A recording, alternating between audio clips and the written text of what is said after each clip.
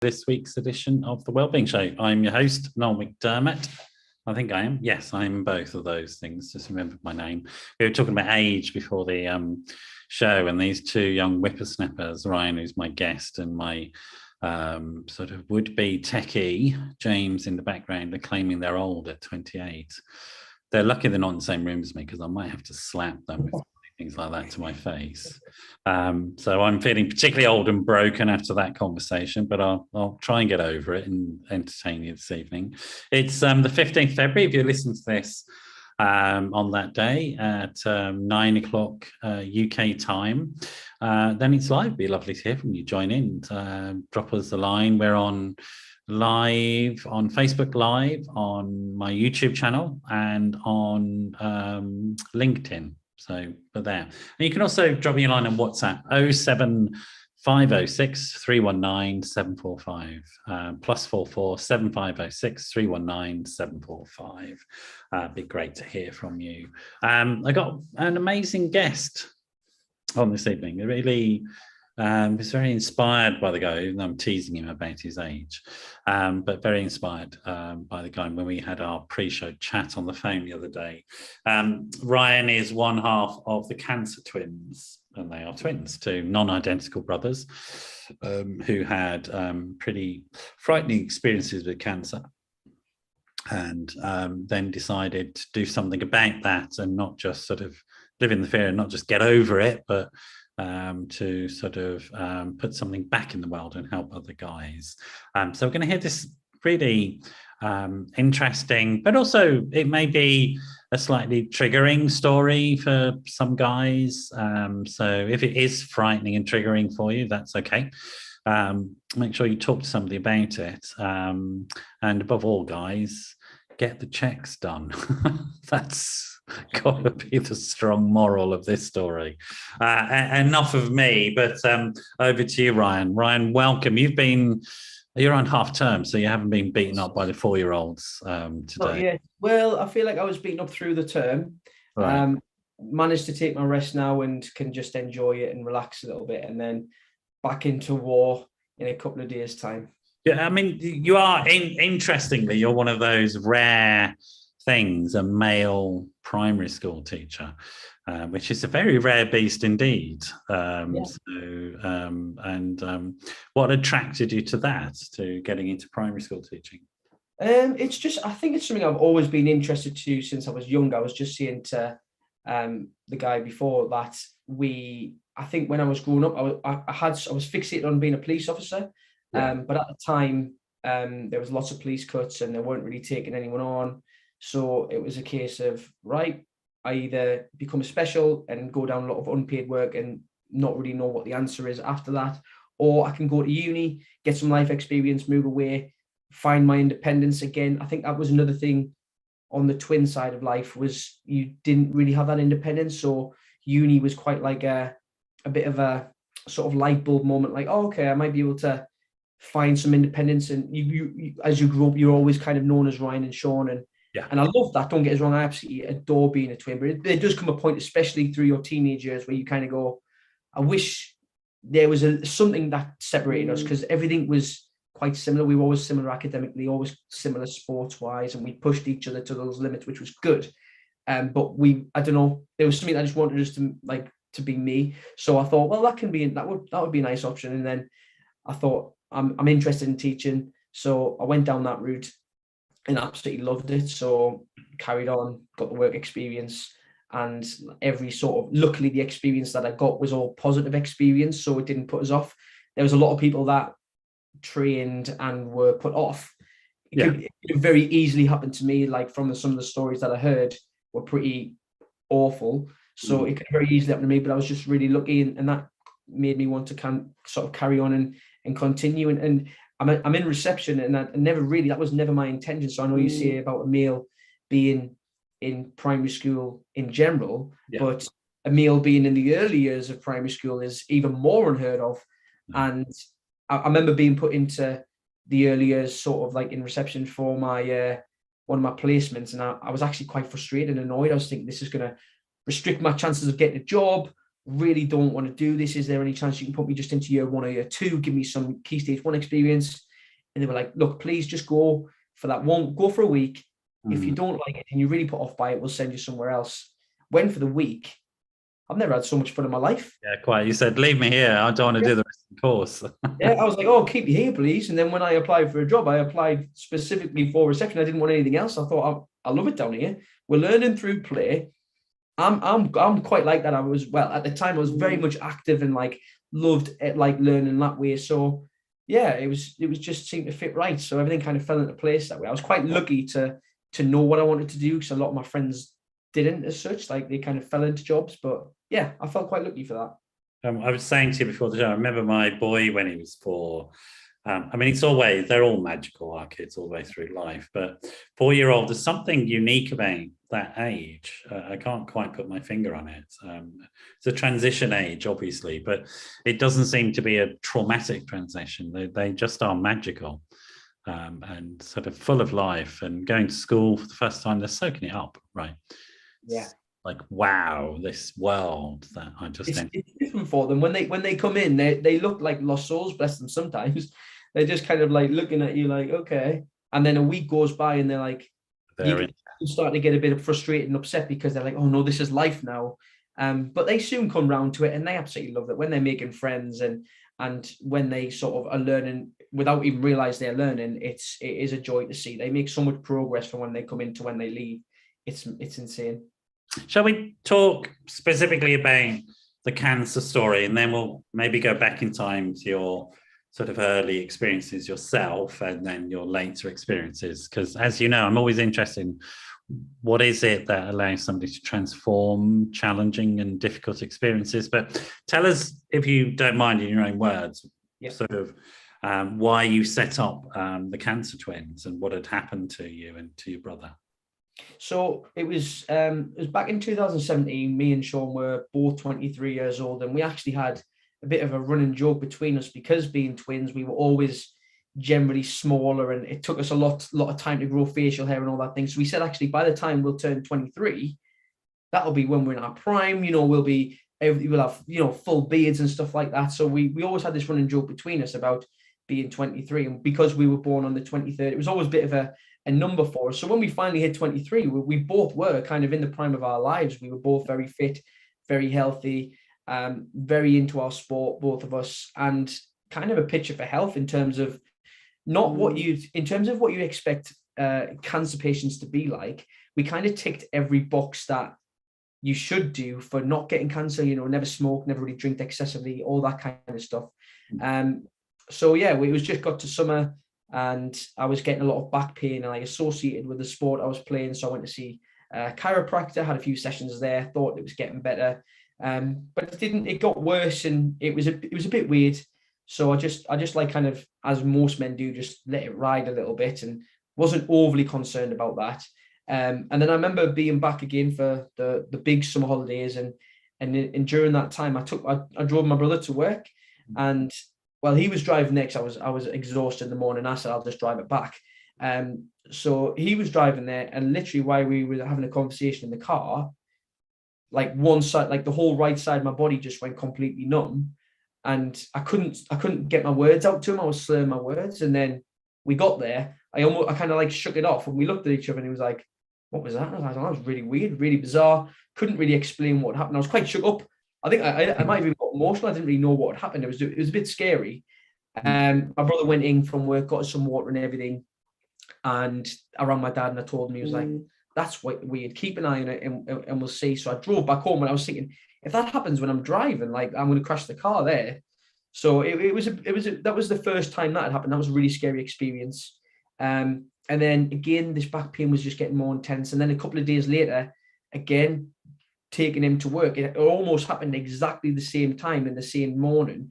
And I thought, do you know when you like sit funny and you like your leg goes dead? I thought, maybe I'm just sitting on a nerve, because I was like in a weird position in the car.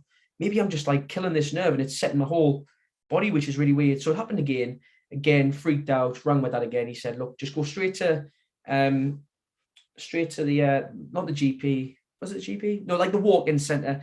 Explain your situation and like see what they say. So I did that, went there, and weren't really much help, to be honest. Like, as a young 23-year-old, you have like a 30-second conversation, they go, and then they send you on your way.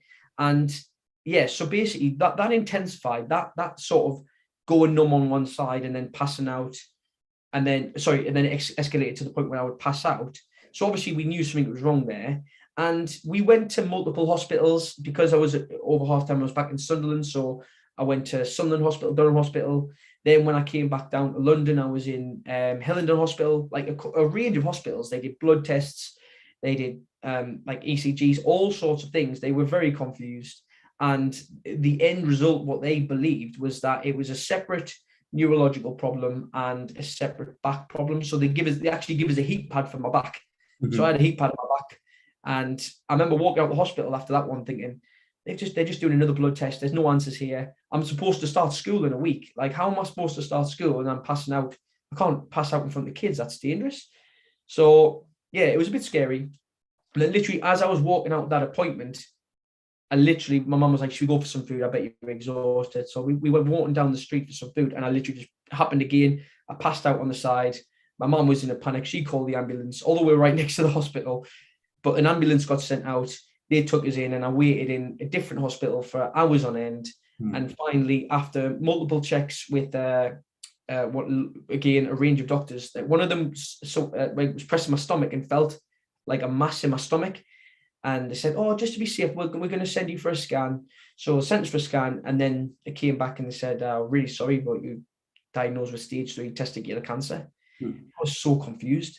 I just heard cancer. At first, I didn't hear testicular cancer. I just heard cancer, and I was like, wow, like from what I've been growing up with, like cancer's been in the back of my mind. Like I've not really fully experienced it in family. Like I know my nan had it, but they kind of didn't really talk to us much about it. Like it was kind of, she dealt with it, she's fine, blah, blah, blah. It was never really like full in our faces. And you just see it on the TV, like on Coronation Street in Emmerdale. And it's always the extreme cases where they're literally on their deathbeds. Yeah. And,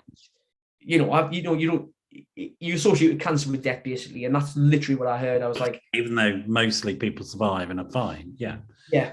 Absolutely. So it's been quite terrifying to get that diagnosis. Oh, absolutely. So terrifying. Absolutely terrifying. And then there was the confusion because I was like, testicular cancer, but you found a lump in my stomach. Like what? So I couldn't scan on you prior to that? No. So that was the first time the scan is. It was all blood tests previously, but to get the levels that they need to test for testicular cancer, it's a specific blood test. Like if you're just doing general blood, you're not going to get that result. If that makes sense. No, I totally understand.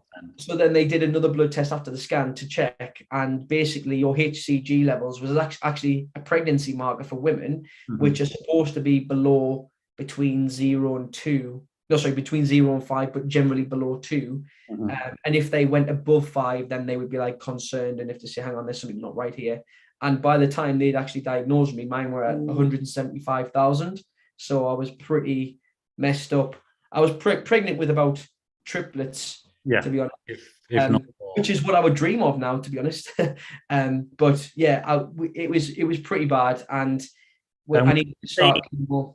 When did the testicular bit sink in? Because you said it didn't sort of register at first. It was just cancer, death sentence. Yeah. It was a little while later, I was thinking. And then I remember like being when everyone, like when we're going home, I remember like looking down in that area and having a feel and being like, what's wrong with my testicles? They're both here. I can't feel anything. They don't look any different. There's no pain there. I was so confused. And I was like, but you can feel it in my stomach. Like, that's not my testicles. Honestly, I was just such a naive 23-year-old that knew nothing about it. I just really couldn't put 2 and 2 together. So it's like the back pain a normal thing? Was that sort of when you discovered about it? Did you ask them and say, yes, it can be. So there's a couple of people that I've spoke to that have not had any symptoms in the testicles in themselves, but they have experienced lower back pain. The problem with that is you tell people lower back pain is a symptom. It's a symptom of a million other things. So, if you had that and then you also had a pain or a heaviness or something else in that area, then you might think, okay, but minus that, if you just have back pain, 99% of the time, it's not going to be testicular cancer, if you know what I mean. And what was the sort of numbing and blackouts? Did they explain that to you, what that was? So that was the tumour pressing on a nerve in my spine. Right. So that was what it was as it was growing. it was progressively pushing on this nerve more and more, and that was causing it to, if again, it had to be sitting a certain way, but that would then push the tumor onto, because I had like a tumor in my groin and a tumor in my stomach. The one in my groin was like 8 by 7, and the one in my stomach was like 12 by 9. So they're quite large tumors with nodules around my lungs. So it made sense that when they said they were pressing on something, it made sense that that's what was happening. So literally after my first round of chemo, that by the time it started shrinking, then that back pain had gone instantly.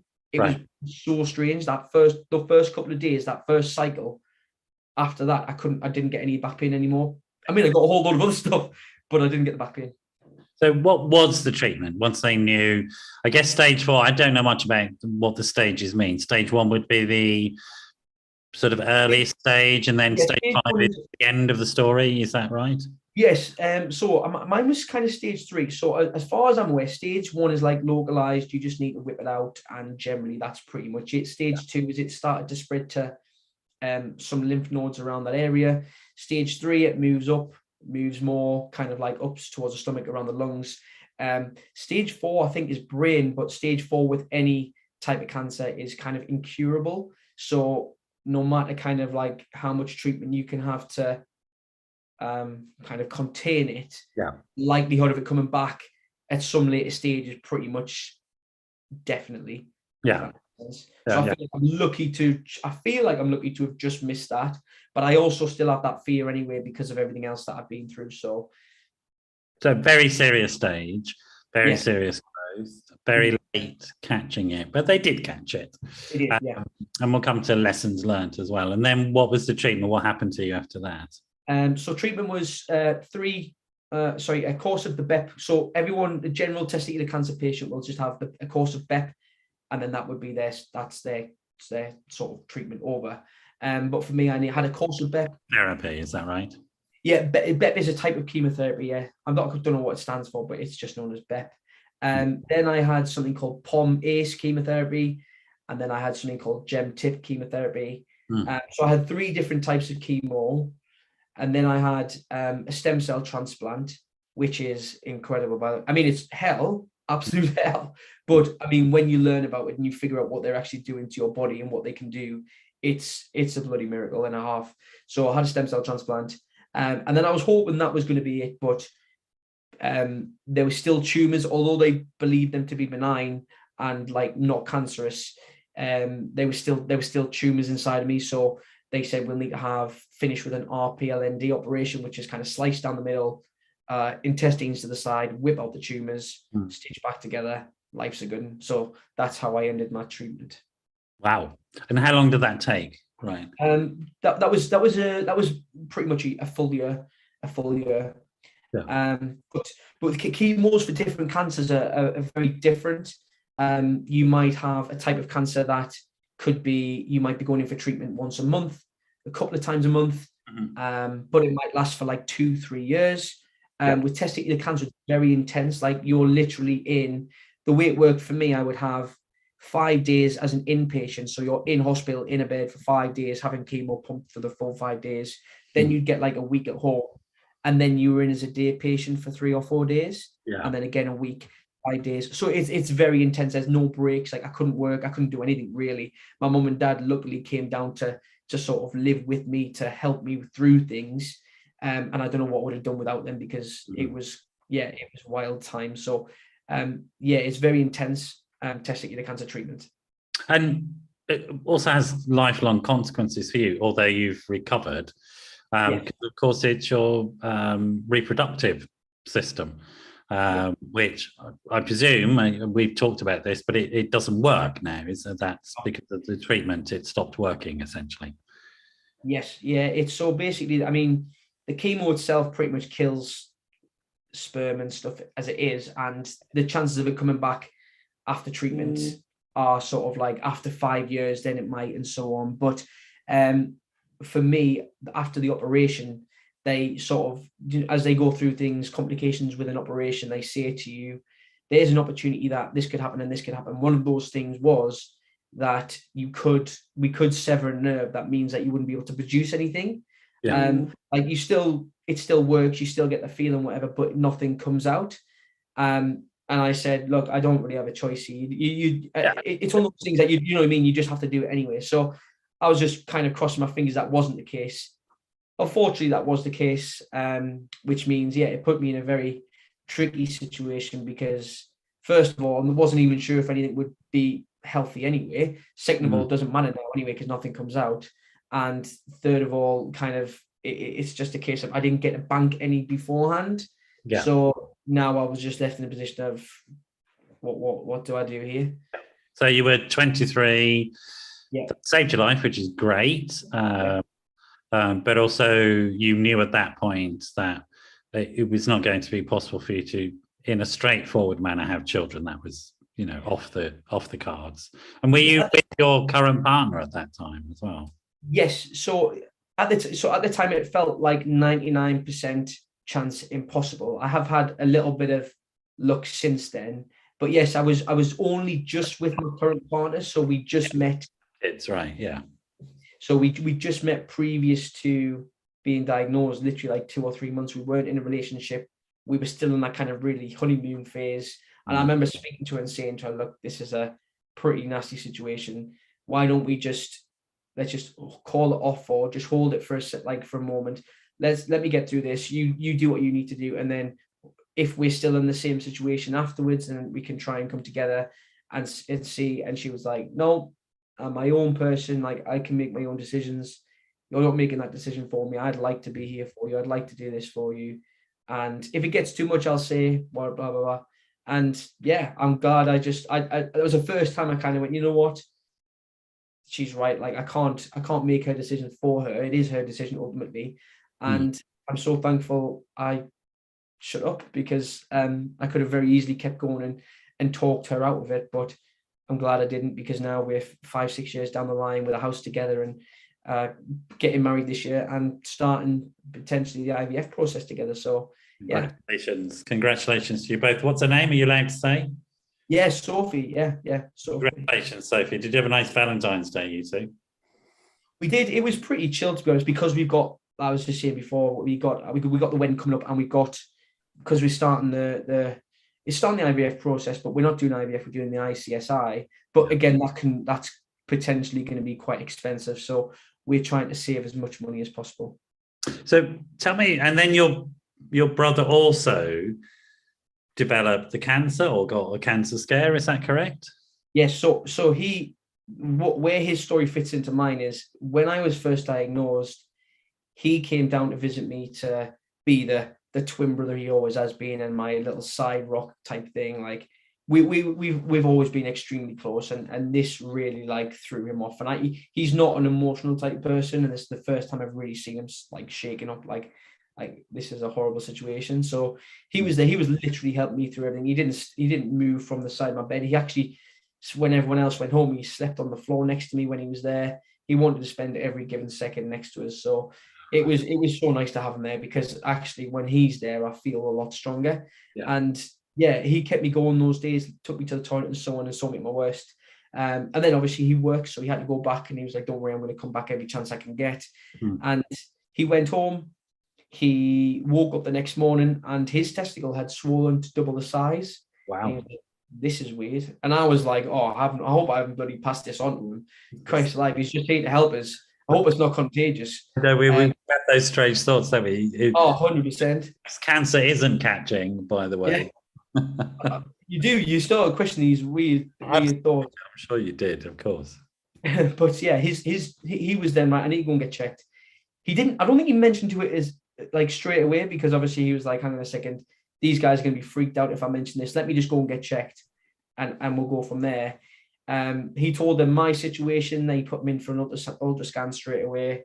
They said, I can't remember for comparison what his levels were. I want to say maybe, I don't even think it was 100, but it was like, it was reasonably low, but they were like, right, it is testicular cancer. You need to have the operation immediately. And then we will decide after that whether you need a course of BEP. So he rang us, told us we were in, I mean, as you can imagine, how can you even take that? And both my mum and dad had come down to stay with me at this point. So now they're talking to each other like, who goes back to be with Sean, who stays here. How do you make that decision as a parent? I do not know. But in the end, Sean was like very unselfish. This is very much Sean, by the way. He was like, look, don't come back. Ryan's got it a lot worse there. You stay with him. I've got my partner, who's also called Sophie, by the way. She's going to stay with us for the operation. I'll be fine. Just stay with Ryan. So that's what they did. He had the operation. They whipped it out. He was very much chill, like so chill about it. I'm like, you've got testicular cancer and you're this chill. I was panicking. I was like, I'm going to die. And he was literally like, look, I've got it whipped out. I'm done. So they put him under surveillance. There was this little lymph node that was kind of like causing them like a little bit of like, do we do anything about it or do we just hold out? And they thought we'll hold out, we'll observe it and so on. And he was under surveillance throughout my treatment. And we got to the end of my treatment. So that year later, when I finally had my RBLND, we got the call. We got it out. There's nothing cancerous in there. Yeah. So now they don't say technically in remission, but I can't remember what they say now. It's something like you don't need any more treatment at the moment. So yeah. I was like, this is brilliant. Hugs, kisses, crying, all that malarkey with the family. Such a nice feeling. A bit of an anticlimax because you can imagine what kind of state I'm in at that point. I'm not in the best frame of mind, the best body. Like I was very much the cancer patient as you see on TV. But it was definitely a relief that I didn't need any more. I don't think I'd have been able to take too much more. So we were celebrating, we were happy. And then my again, around a week or two later, because my brother came down to celebrate with us, to be with us for the operation, to celebrate with us. And then he went back home. And as he got back home, he had a letter from the hospital that literally said in the letter, you're going to need to come in for chemo. And he was like, nah, this can't be right. You don't just get a letter saying you're coming in for chemo. You get a telephone call saying come in for a consultation, and then you're told that way. That's how it happens. But there was a miscommunication at the hospital, and they thought someone had spoken to him about it. But actually, the first time he realized he needed chemo was on this letter, which is it's mistakes happen. But I felt awful from because it's a big shock. So then the roles reversed. Again, he called us. We were all in absolute pieces. We're like, when does our story end? You know what I mean? This is absolutely nuts. And then he has his treatment, and I'm now coming to support him for his treatment. And he has the general course of BEP, which is around 9 weeks or so, which is still, like I said, it's still pretty hellish. It's not nice. And what was worse for him is that every time he finished his treatment, he would go home and he had a reaction to chemo every single time. And he was sick, like violently sick. Now, chemo does make you feel sick and so on. And there's a lot of medication you can take to help with that. But he was violently sick every time. He did not take to the chemo well whatsoever. Whatever his body was doing was fighting against it. It was not pleasant. So every time he ended up back in, and what they ended up saying is, we'll actually just keep you in an extra day just to put you on some IV fluids to keep you going because we know you couldn't come back in. So yeah, those 9 weeks were absolutely hellish for him. Like I felt like he just had a just as rough journey as I did, although he just had like a part of the treatment, if that makes sense.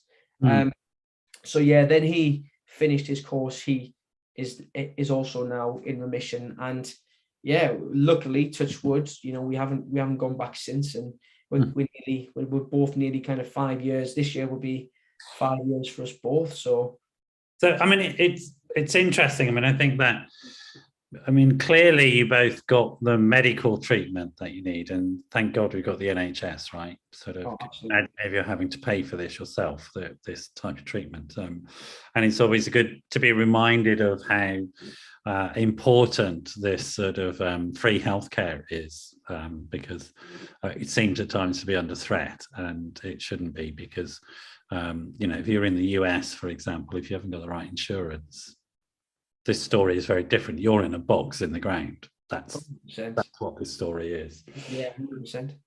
But I do want to focus on the sort of support and aftercare that was or wasn't there, and maybe this sort of motivation for setting up the sort of support groups that you have set up. So for me, I guess as a guy, I'm going, that's quite a significant story, in terms of, I'm a bit older, I've got my kid. I'm not sure how I'd feel about losing the capacity to produce sperm these days. I don't think it would I don't know, but I don't think it would have a huge impact upon me. Okay, the frightening experience of going through cancer, etc. But at my age, I'm not planning to have any more kids. But I'm wondering what it was like for you at your age, sort of what discovering. Well, I can't have kids, and you said one thing was, I thought maybe I should get rid of my girlfriend because that's not right, that she should go through this. What else happened to you in terms of your thinking, your feeling around these things, and any support that you were or weren't offered? Yeah, I mean, the point blank of it is it was just absolutely devastating. Like as I mentioned before, I'm a primary school teacher. I absolutely love my job. I love being around kids. They're such a joy. And I've always, I mean, it's most people do dream of having their own family, but for me, it was just heightened by my passion in my work. A lot of people are quite happy to go to work and not do and to be away from their kids sometimes, but for me, like I knew that was always something I've really got a passion for, and to hear that might not be possible. I mean, for at the time as well, you were told it wasn't, that's what you thought, right? Yeah, 100%. And not only for me as well at the time, like I thought that was it for Sean as well. We've both been through testicular cancer. We both lost a testicle. We've got a set of balls between us, and he's had treatment as well. So I was like, we're both never going to be able to have kids. So my first thought is guilt for our parents. We're never going to be able to give them grandchildren. It's something that they've always wanted as well. We've always talked about this throughout our lives. So that was a horrible thought. Then obviously both of us, for our partners, were like, how do we, you feel like you don't hold any ground to be a good partner. You don't feel like, yes, I can understand. You know what I mean? Like you don't feel like you've got anything to offer. If you can't give them a family, then what do you give? I thought that maybe I had to be extra funny, or had to try and do something to try and make up for it, because I can't do that. That's such a big thing. Did you talk to anybody about those feelings, or you offered any support or counselling, or was it in your own head?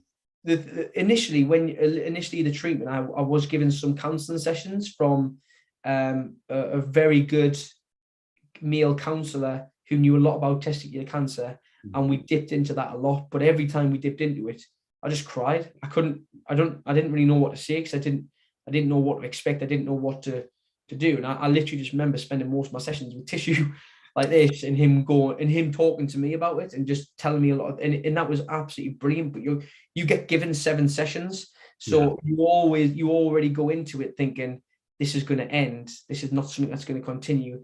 And I absolutely loved him. He was brilliant, and it was nice to be a disconnect from the family, who I felt like I was constantly burdening with my crying and my sadness and everything else. And like also with everything, I felt like I became like such a Debbie Downer about everything. Everything was rubbish. Someone would say something, oh, but look, you're doing this now, or this is good. And you go, but what about this? And what about that? And I can't have kids. So what you're talking about, nothing can be good. And to vent on him was so nice, because then I felt like, right, I don't have to say anything to my partner and my family today, because I managed to get it all out. But then as that stopped, then more I felt like did come onto my family, and especially my partner. And we didn't go through like a rough patch or anything, but I personally went through a rough patch, in the sense that I was so low, and I couldn't get out of that. I couldn't get out of that hole, because I just kept thinking to myself, if I can't have a family, what's the point? What's the point of living? Like, what was I'm working? I'm doing I'm getting all this money. Because I mean, it's not a story that's out there very often. Not the testicular cancer, but the guy who faces a childless life and really upsets him. That's not a narrative you hear very often, but it is a fact that men faced with childlessness who want children suffer a lot. So were you talking, apart from the counsellor, did you manage to talk to anybody about that? Were there any support services? Because I imagine that people understand if a woman has a similar type of cancer and loses her womb from it, then people would automatically assume that she's going to be upset about the loss of the possibility of being a mum, right? But then I imagine that most people just didn't make that assumption about you as a dad, that you were going to be upset about, that you were just going to be happy about having lived, as opposed to devastated by a childless future. Is that right? Is that what? Oh, 1,000,000%. It was never really regarded in the hospital itself. No one really ever talked to me about fertility or what life after cancer would be like with these fertility issues, or ever had a discussion about, okay, this is how you can move on to the next step, or this is who you can talk to about it, or 3 years time things might start to change, so look out for that. There was no kind of, nobody really thought that would be an issue for us, so they never really talked to me about it. I did look for some groups, and there obviously there's a lot of charity groups and so on, and there was a great cancer charity that I first joined up with, called Trek Stock, which is like a young adults cancer charity, and granted, it's majority women that went to the events and so on, but they held on some really good events that were some valuable information. And there might be the odd one or two blokes there, which is good to get their opinions, but it was also nice to listen to the women, because at the end of the day, some of them are going through the same situation. But I couldn't help but think to myself, I just want more men. Like, I want to hear what men's opinions on this are, because am I feeling this just because I'm a primary school teacher? Is this okay that I'm like this? Yeah. Other guys, I get it. I'm navigating this in a healthy or normal way. What about you and your brother? Did you discuss these issues together? Interesting. Again, like I said, the way we deal with things is very, very different. Like, I'm very over emotional and sensitive anyway. He's very much, it is what it is. What happens. I'll get on with it. He's very strong. He's very focused. He's very like, I feel like if he wasn't able to have children, I feel like he would have been absolutely sound with it. He'd have been like, what it is, that's life. And I sometimes wish I had that kind of, that inner dog inside of me, like, what, there's so much more worse, there's so many people worse off than me. Like, this is a small thing, like I can just find happiness and stuff elsewhere. So we did talk a few times, but he was very much that type of like person that was like, yeah, but you know what, look where you are now, look where you came from, you just got to be. It's not unusual for somebody who's experiencing suffering to tell themselves, which I didn't feel. Sort of, it's a fairly normal sort of thing that people do. But your brother also wasn't faced exactly with what you were faced with, right? And you were faced. So I guess you didn't talk about it, and maybe it was too close anyway. And you talked earlier on about the idea of having somebody outside of the family dynamic who you could offload on, so you didn't feel like you were burdening them. So it sounds a bit like, what about with your partner? Did you two talk about it a lot, or what? We talked about it pretty much every day. It was very much because I again, it made me very, like, it knocked my confidence a lot, like, in terms of failed as right?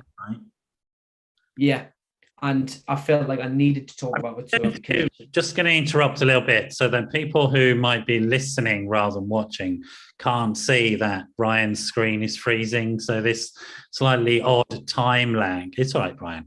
Just going to let people know there's a slightly odd time lag, and people might be hear me asking the same question several times. It's because Ryan's not hearing me because of the time lag in the buffering. Just of information for people. So we were just saying you and your partner talked about it a lot. What was you, and you'd felt, I guess, that you were a failure as a man, and why would she want to be involved with you? Because what could you offer to her? What were the sort of conversations the both of you had then? It was all around, well, what will we do? Like, what will happen if we can't? And she just reassured me every time. She never came with solutions. It was always a case of, look, I love you, I want to be with you, whatever happens, we go through it together. And there's no point thinking about what the future may hold. Let's just enjoy it together, and when we face it together.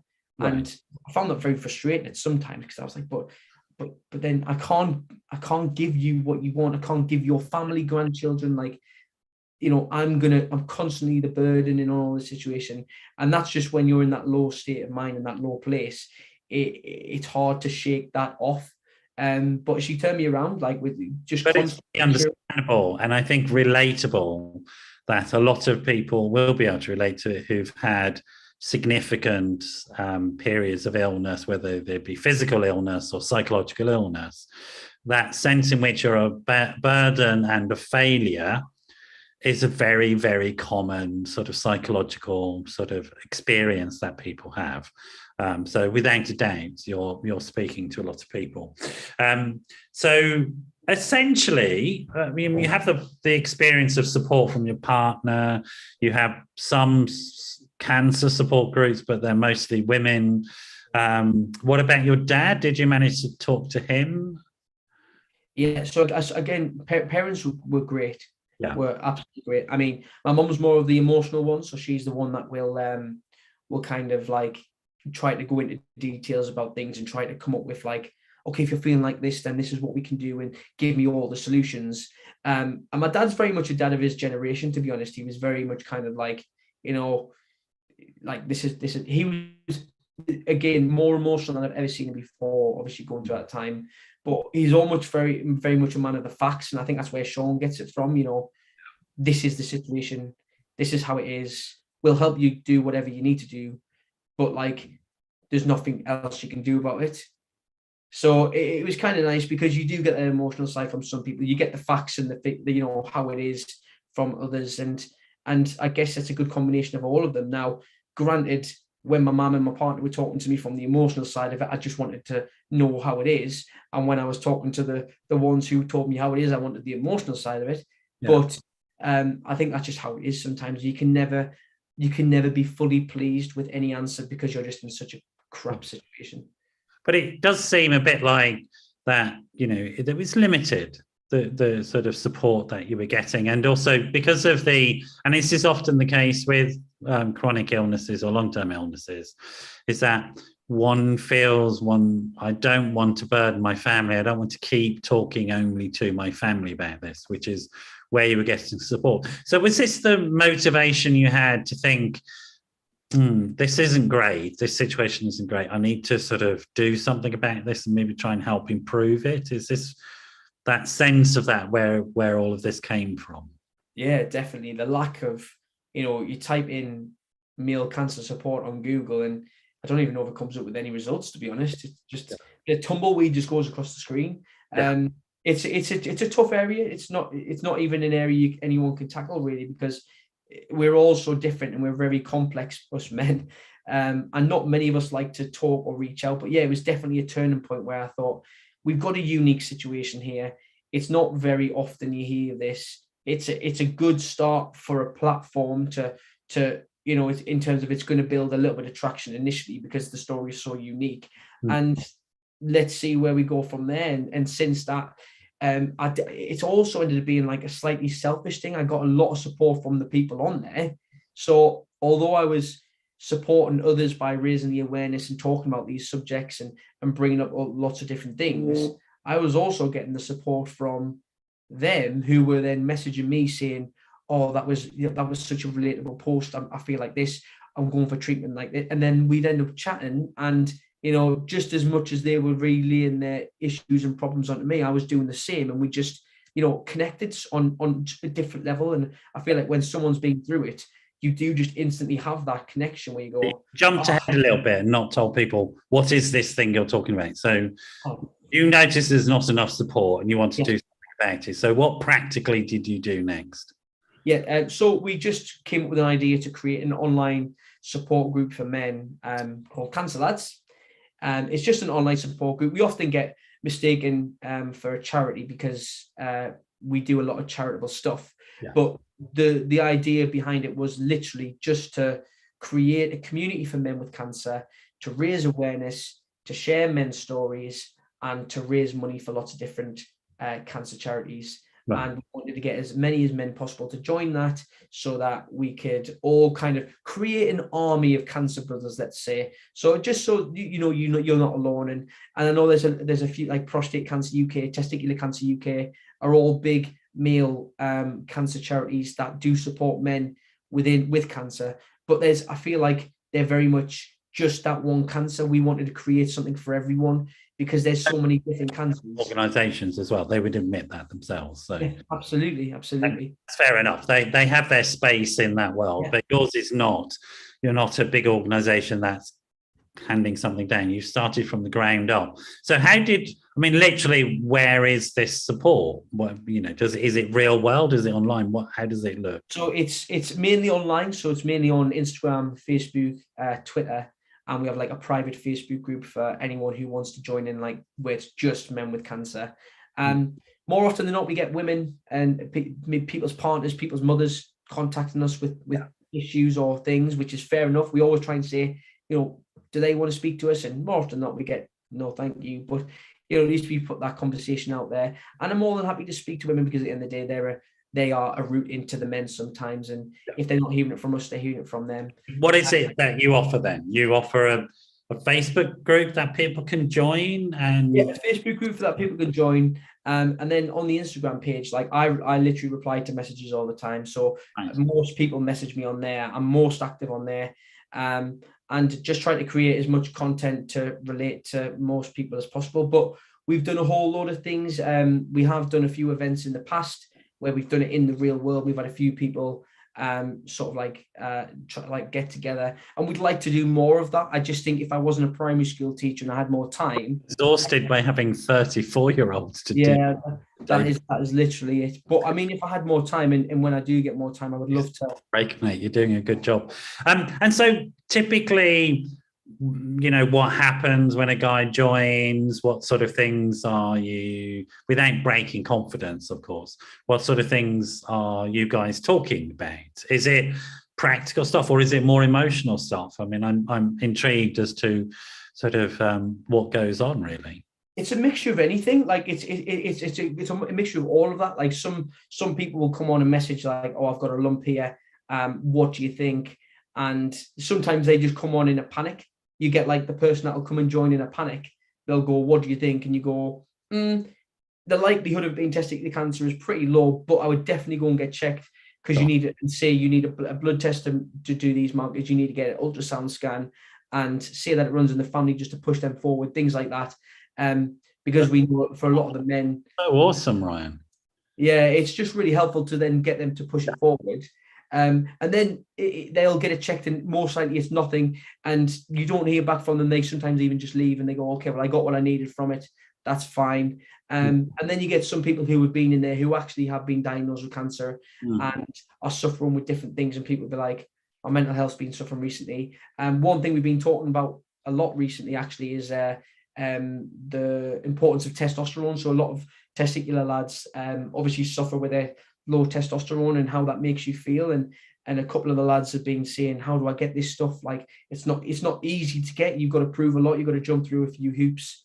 And you, hopefully for me, luckily, you've got to have a good consultant that just knows exactly what you've been through to push it forward. Once you're on the track, but then again, also the journey, because currently the testo gel that I'm on is good, but it doesn't feel like it's given me the full kind of feeling and that energy level that I was hoping for. So then there's a couple of lads that are saying, "Well, actually, I've tried the injections, and it's little conversations like that, little issues that we have, because people just think life after cancer, you're back to being all fine and dandy. The truth is that's not the case at all, and there's a lot of things that come afterwards, and it's a lot of people trying to figure those little steps out. So you might not hear something for a week or so, and then someone might just come in and say, "Well, I'm having this issue. Has anyone else noticed it?" To be honest, it sounds like you're breaking a huge number of taboos for guys who would, similar to you, find it very difficult to be authentic and honest about what's going on, just feel like a burden to friends, but also people not quite getting it, either just being very informational, like your dad and your brother, or overly emotional, like other aspects, but not really understanding that there's a combined need. You do need information, but you also need emotional support and Sort of, it's interesting, the whole conversations around testosterone, for example. I like, because of my work, I've often worked with trans men, for example, and we have lots of conversations about testosterone treatments, and they can sometimes be quite painful, those injections as well. Certain forms of testosterone treatments are quite difficult. Are you getting it yourself, testosterone treatment, at the moment? Yeah, well, I'm just on the gels at the moment, so luckily that's not too painful. You just have to rub it in. Yeah. It's a pain in the sense that you have to not wake up earlier, but you've got to make sure that you've got time to kind of rub it on, let it dry, and all that sort of stuff before you get ready. That's gold dust, that sort of information. It's like you're just not going to be able to get that from anybody who hasn't been through it. Yeah. And it's also, again, it's not the sort of conversation you think of having. I'm certainly not, blokes are not really good as consumers of healthcare. No, and I think that's why we've tried to put out more content and more information on the page, because we think even if they don't message us, they are seeing it. And what I've had a few times, I've had a few people message after 2 months, 3 months of following and being like, oh, really, I've been following you guys for so long. This is so true. I'm feeling this myself, and I'm experiencing this myself. What did you do about it?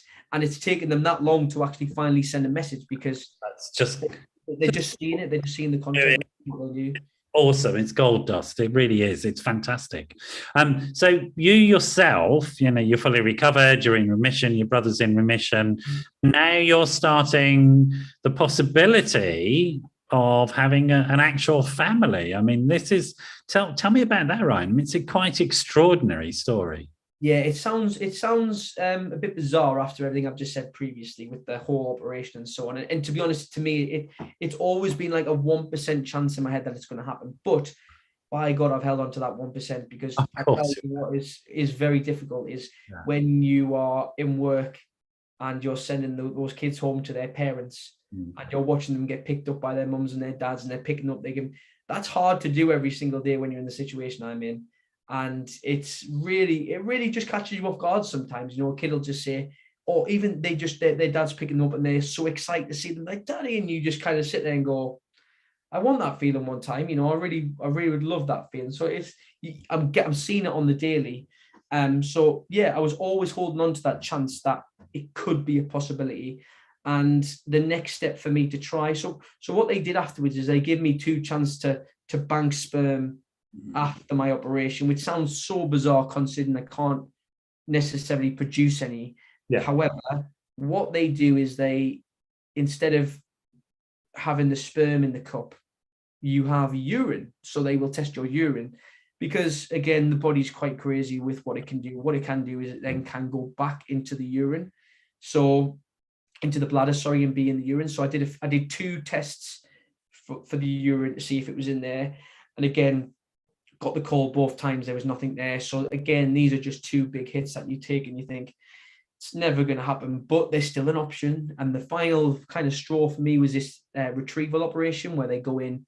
I think if you were producing something, then they use a needle to go in, but if you're not, then they do an incision and go in that way to try and see if there's anything in there.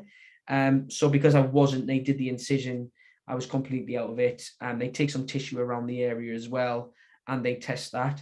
So initially, after I had that operation, I woke up and they said, and again, I'm completely in a daze at this point, that I'm really sorry, we couldn't find anything. I do apologize.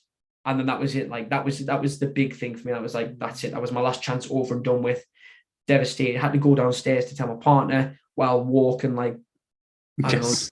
Yeah, so I mean, in pain, thinking I've got. Yes, I can imagine. I've gone through all of this, and there's nothing there. It was probably one of the worst days of my life.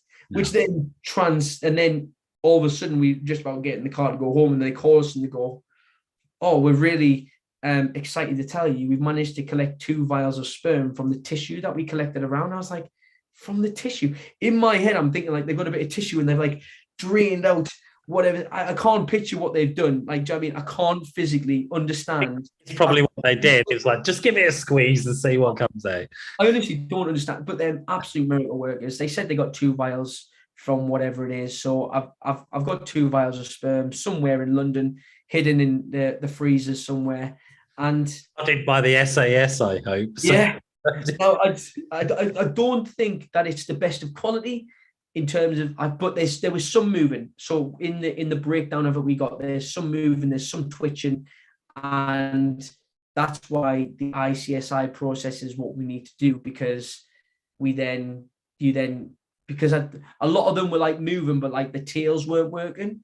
So I was like, well, they're not going to be any good. Like, this is not going to be kind of like, this is not a healthy sperm. It's not going to produce kind of a healthy child, if that makes sense. And that was a couple of questions that I had. But what the fertility woman said to us, actually, all of the DNAs in the head, they just use the tail to swim.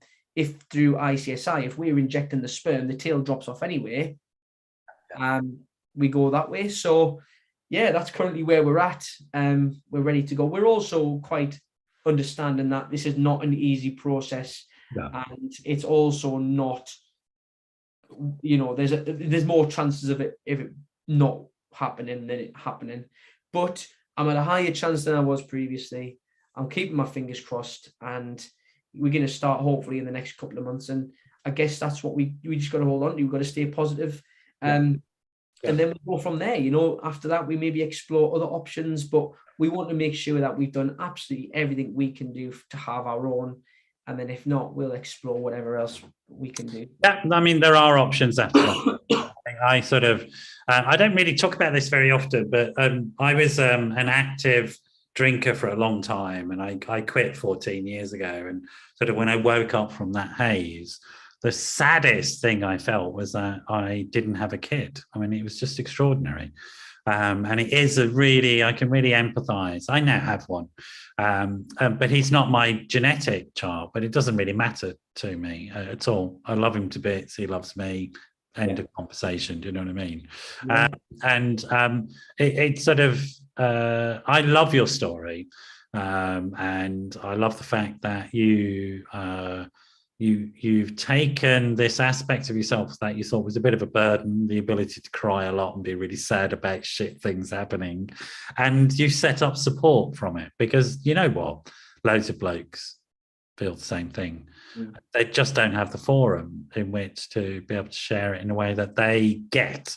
So they do have, they have some blokes in their lives who try to help but are a bit dry emotionally, and then the only other people they've got who've got feelings are the women in their life, but that's not quite the same thing. And actually finding another bloke who can sort of be that golden combination of information giving and practical, but also emotionally supportive, who isn't a member of your family, saves lives, actually, Ryan. It saves lives, mate. Not just telling guys, go get yourself checked, sort of, but also because we know that men make up 75% of suicides. Yeah.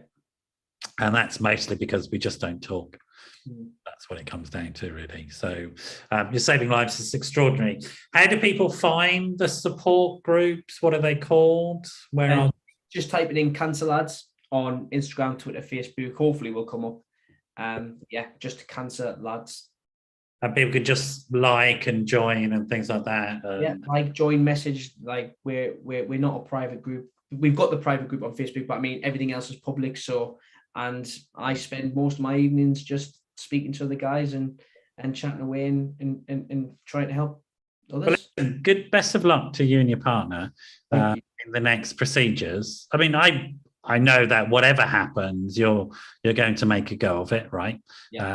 That's okay. But I do wish you both all the best around that. And thanks for coming on and sharing the story, and maybe hopefully inspiring other guys to talk about this stuff. If guys also, if you've been through tough times, maybe you can think about setting up a Facebook group, because we can't have too many of them, right? So it's really good. It's been lovely to have you on. You stay there. I'm going to just say goodbye to the audience. And what I might do is I might get my team to reach out to you in a little while to see whether we're going to have the sound of pitter-patter Ryan feet happening at some point. That would be pretty awesome, that, wouldn't it? That would be, if that happens, great. if that happens, I want to bring you back, and you can bring little baby with you. Yeah. So, We will celebrate the miracle that it is. So you stay there. Bye bye, everybody. For now, I'll see you all next week. And we've got another great show next week. Of course, I don't remember who it is, but it's a bit much to ask me. I can't remember this morning, so let alone what's going to happen next week. But wonderful show. See you all next week, and bye bye for now.